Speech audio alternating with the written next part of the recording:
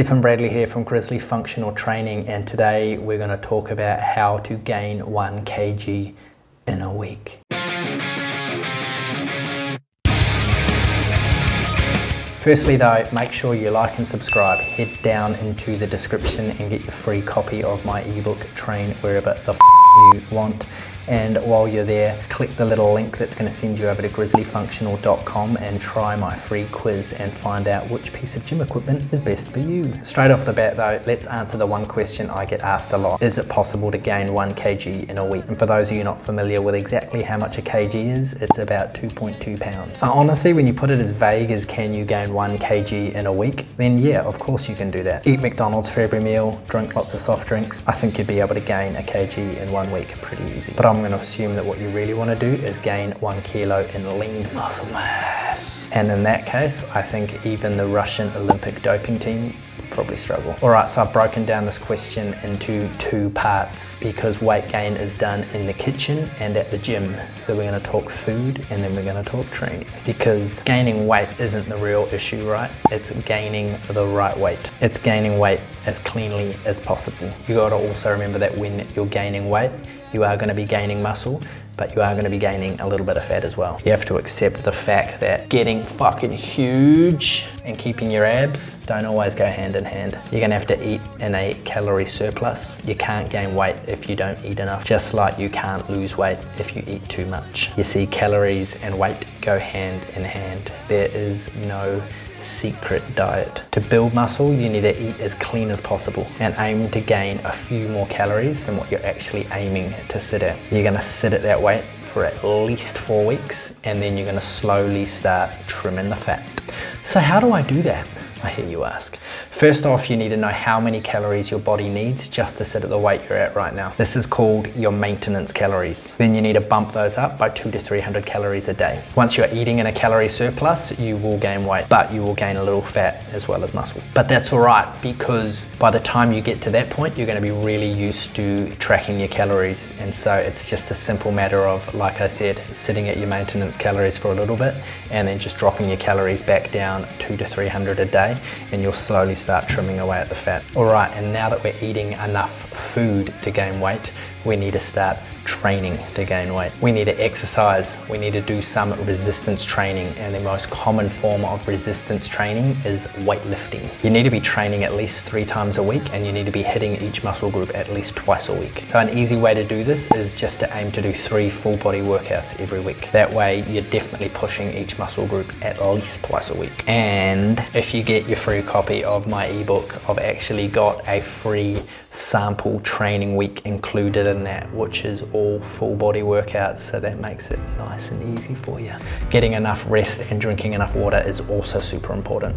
If you don't let your muscles rest, they won't grow, but we'll touch on that more soon. All right, another really common question I get is, how do I eat 3,000 calories a day? You see, for some reason, when people are all starting to gain weight, they all end up on the same number of 3,000 calories a day. But just by making a few simple changes to your diet, it's pretty simple to bump those numbers up. The simplest way is just add more olive oil to your cooking. Adding peanut butter, oats, or avocados is another good way to add more calories to your meals. Even just having slightly bigger portions at your meals is another way to do this. Higher protein content is also super important for gaining muscle. High protein along with a resistance training program are the top things you need to get right when moving up in the high calories. I say resistance training here because you don't have to lift weights. You can build the body you want with body weight exercises alone, and if you need some more convincing, go and check out some of the calisthenics athletes and look at the rigs on those guys. And you can also use my favorites, resistance bands. But back to 3,000 calories. You want to avoid eating too much junk food and fast food. Doing a dirty bulk is not going to help you gain the weight you want. A dirty bulk is when you eat whatever you can just to get the calories up every day. But when you eat the wrong foods, the weight you gain isn't going to be the weight you want to gain. You're going to be gaining more fat. And when you're putting in all that work at the gym now, you don't want to be putting on 1 kilo in fat every week. While fast foods are high in calories, they're not the calories you want to be fueling your body with. If you're going to be eating more calories, make sure you're eating calories that are full of nutrients, not garbage. Empty calories like those found in fast foods are not going to keep you full for longer, and you'll find yourself eating again soon, blowing out your calories. And if you eat in too much of a calorie surplus, you will just gain more fat. 3,000 calories a day is gonna feel like a lot when you first have to start eating like that, but just remember, strongman competitors eat anywhere upwards of 10,000 calories a day. Check out this video here and see the time that I tried Brad Pitt's Fight Club diet. That was basically just protein, and it was pretty tough to get through. All right, let's have a look at some of the healthy choice high calorie foods we can be putting into our diet. First up, milk has been a good weight gainer for as long as time has been. In fact, 2 of the most common protein powders come from milk, whey and casein. Just a cup of milk has about 9 to 11 grams of protein, so maybe it's time to think about going back to full cream for your latte. Rice is easy and a cheap form of carbohydrates that people have been using to bulk for millennia. 1 cup of cooked rice has about 204 calories and 44 grams of carbs and next to no fat. Avocados are high in calories and healthy fats. 1 large avocado will give you about 3,000 calories, 29 grams of fat. It's easy to add them to dishes to help bump up your calories. Salmon is also a banger. Just 1 fillet of salmon has 250 calories, 12 grams of healthy fats and 37 grams of protein. And those are the numbers that we're looking at for gaining weight. Eggs have been a go-to muscle builder since way back, being packed full of quality proteins and fat. 1 raw egg has about 74 calories, 6 grams of protein and 4 grams of fat. Make sure you have the whole egg, as almost all of the beneficial nutrients in eggs are found in the yolk. Greek yogurt is another well-balanced bulking food. A serving of plain Greek yogurt will give you about 165 calories and about 15 grams of protein. Add half a scoop of protein powder and you're laughing. Chuck on some frozen berries and boom, you've got my favorite little dessert. And olive oil. Just 1 tablespoon of olive oil is about 120 calories.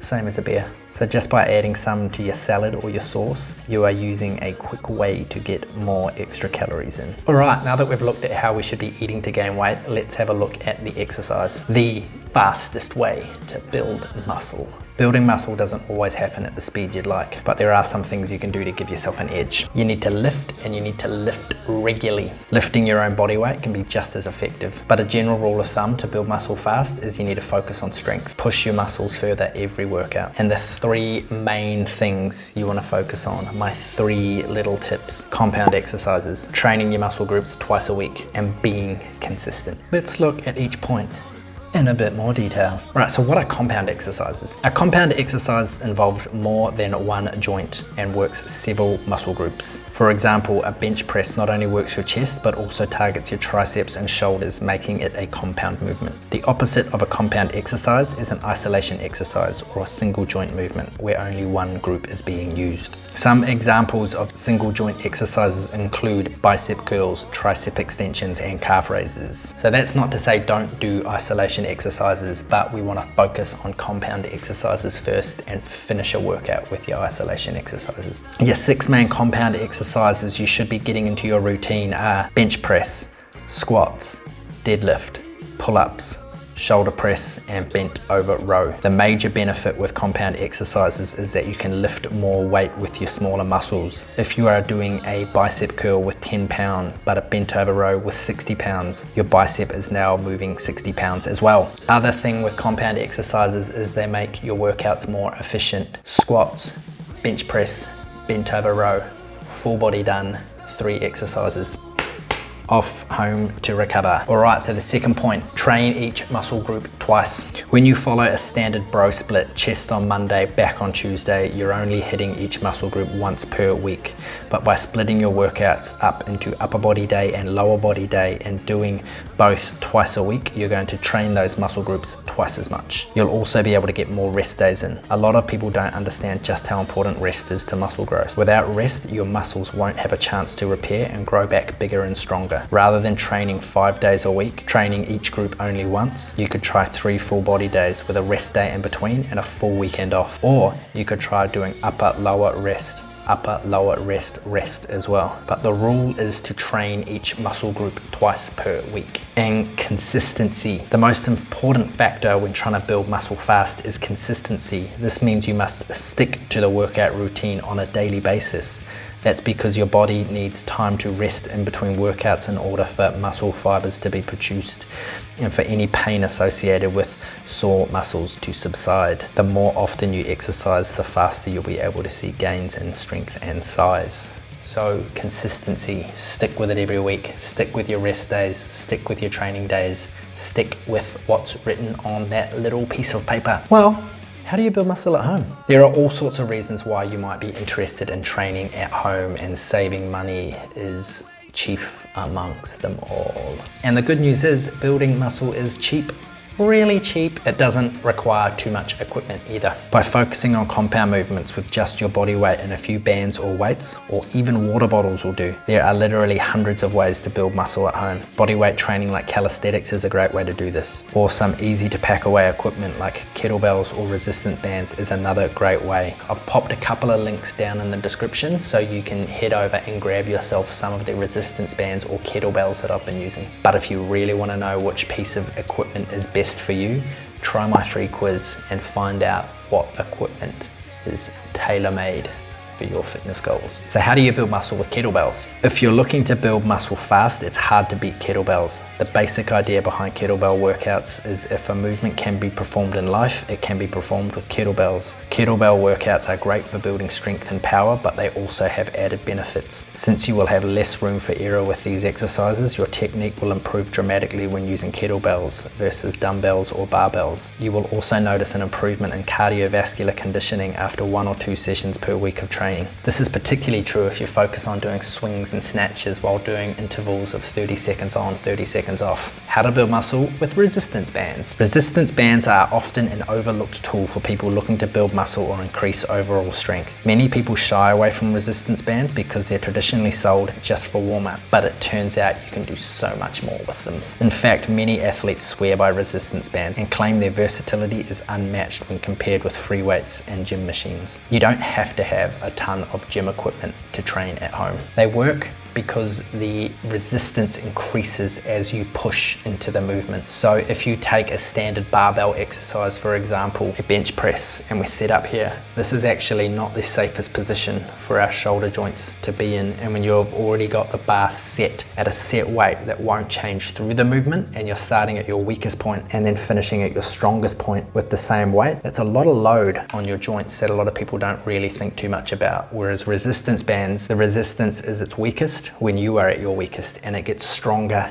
as you push through the movement. So as your body is getting safer and stronger, the load is getting stronger, which leads to a more effective workout. All right, that's a wrap, but I've left a few links to articles down in the description telling you more about resistance bands and kettlebells. And also, pop your comments down below. Let me know what else you're struggling with. Let me know what else you want to know. That's what I'm here for, to help you on your fitness journey. Make sure you like, make sure you subscribe, and get your free copy of my ebook, Train Wherever the you want, and have a crack at my free quiz.